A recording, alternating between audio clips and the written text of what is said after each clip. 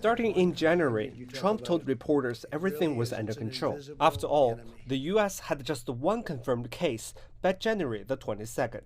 And less than a week later, when there were 57 reported cases, Trump insisted the U.S. was very ready for whatever the epidemic brings, adding that he would treat the coronavirus no different than the flu. The risk to the American people remains very low. You know, you do certain things that you do when you have the flu. I mean, view this the same as the flu. By mid-March, the U.S. had over 4,600 cases and 85 deaths. Americans were stocking up on household items, clearing out supermarkets. Trump called for calm once again and started to look for someone to blame for the situation. First, he chose China. The U.S. president posted several tweets calling COVID-19 the Chinese virus. Because it comes from China? Racist. It's not racist at all, no, not at all. It comes from China. That's why. It comes from China. I want to be accurate. Former Vice President Joe Biden has criticized Trump for using the term.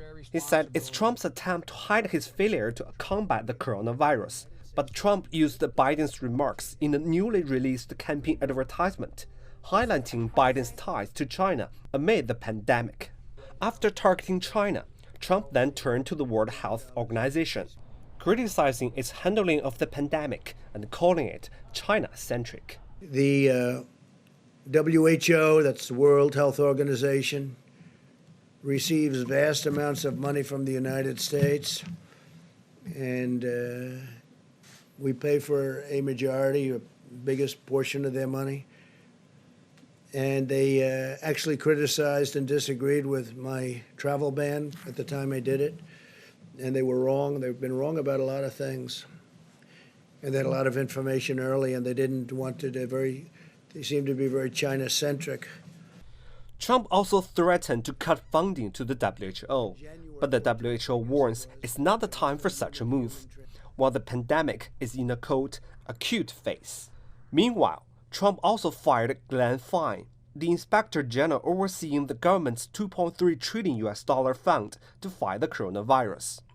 Many Americans had faith in Trump, who said the virus would disappear like a miracle.